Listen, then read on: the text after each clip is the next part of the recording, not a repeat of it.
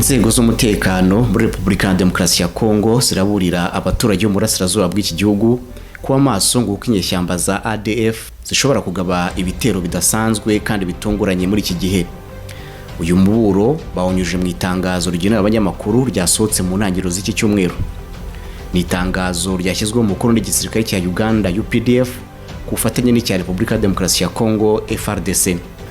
Brigadier General Flavia Biekwaso na Major General Leo Richard Kasonga bombi bavugira UPDF na FARDC baravuga ko bafite amakuru yizewe y'uko inyeshyamba za ADF zifite umugambi wo kugaba igitero kidasanzwe zikoresheje amayeri menshi.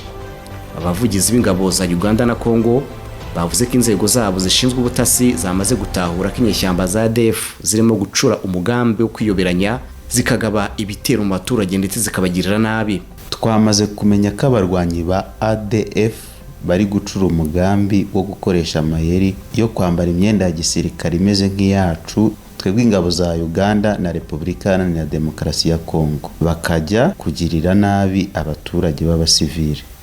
Turasaba abaturage batuye mu burasirazuba bwa Kongo kuba maso, bakamenya ko bashobora kugabwaho ibitero umunsi ku munsi. Turabasaba gushishoza no kuba maso bakirinda. Abarwanyi ba ADF twamaze gutahura umugambi mubisha bafite wo kwica abasivile biyambitse imyenda imeze nk'igisirikare cya UPDF na FARDC mu rwego rwo gusebya no guharabika ibikorwa by'ingabo za Uganda na Repubulika ya Demokarasi ya Kongo.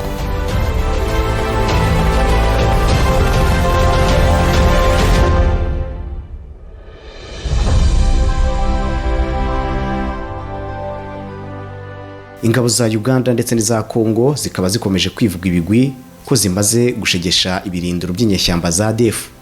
BBC yavuze ko hari amakuru y'uko umwe mu bagabo bakuru b'inyeshyamba za ADF yamaze gutabwa muri yombi. Aya makuru avuga ko inyeshyamba nkuru muri ADF ari Benjamin Kisokeraniyo ari kubarizwa muri kasho y'ingabo za Kongo. Benjamin Kisokeraniyo ngo yafashwe kuri wa kabiri ari ku mupaka wa Uvira mu ntara ya Kivu y'Epfo mu gihe yari mu rugendo ava mu Burundi ajya muri Kongo.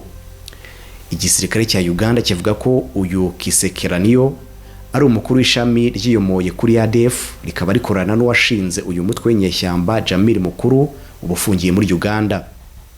Jamil Mukuru nawe yafatiwe muri Tanzania mu 2015 ahita yoherezwa muri Uganda akurikiranywe ibyaha by'iterabwoba.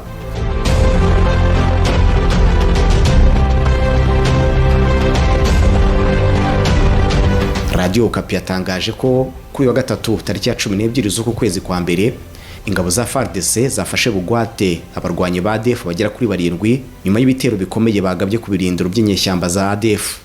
Igisirikare cya Uganda n'igisirikare cya Repubulika ya Demokarasi ya Kongo byatangaje ko inkambi enye z'umutwe w'inyeshyamba za ADF zashenywe mu bitero by'indege hamwe n'iby'imbunda za rutura byagabwe tariki ya 30 z'ukwezi kwa 11 mwaka ushize.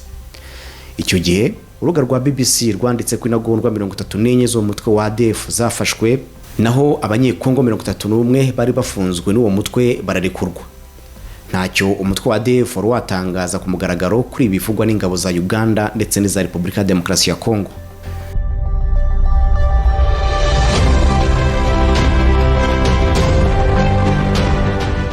Ingabo z'ibihugu byombi ari byo Uganda na Kongo zivuga ko buzatangiye gufungura imihanda yo mu turere two mu nkengero z'umujyi wa Beni aho byemezwa ko izo nyeshyamba zifite ibirindiro.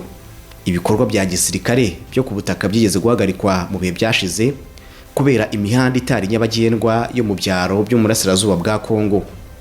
Igisirikare cya Uganda cyagiye mu burasirazuba bwa Kongo ku butumire bwa leta y'icyo gihugu.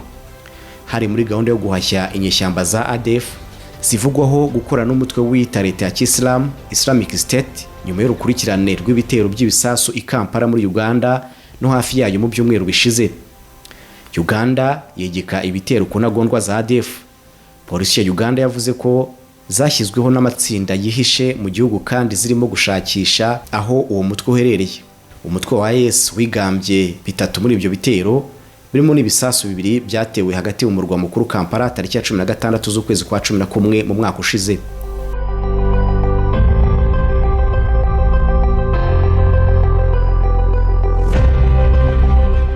Umutwe wa ADF mbere washingiwe muri Uganda, ukaba umaze imyaka irenga 20 ukorera mu burasirazuba bwa Kongo. ADF yashingiwe mu majyaruguru ya Uganda n'abahoze ari ingabo mu gisirikare cy'uwahoze ategeka Uganda ariwe Idi Amin. Gahunda bari bafite yari yo kurwanya ubutegetsi bwa Perezida Museveni wari umaze gufata igihugu cya Uganda muri icyo gihe. Mu 2001 izi nyeshyamba za ADF zakubiswe n'ingabo za Museveni, maze ADF ihungira muri Kongo mu ntara Kivu y'Amajyaruguru.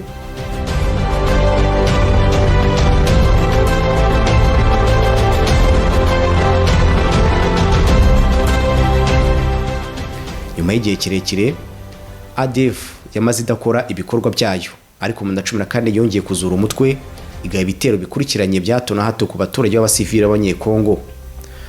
Mu 2015 niho Musa Seka Baluku yahise asimbura uwitwa Jamil Mukuru ku buyobozi bukuru bwa ADF nyuma y'uko Jamil atawe muri yombi. 2016 nibwo ADF iyobowe na Seku Baluku yatangaje ku mugaragaro ko yishyize hamwe n'umutwe wa IS ugendera ku mahame ya Kisilamu.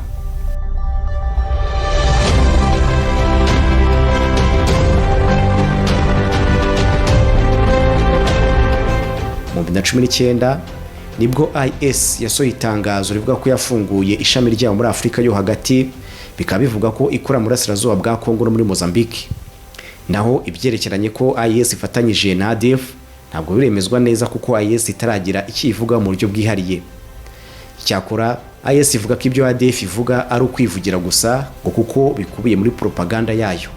Mu kwezi kwa 9 2020 Baruku bivugwa ko ari we ukuriye ADF yigeze gutangaza ko umutwe wa ADF utakibaho, usigariye ku izina gusa.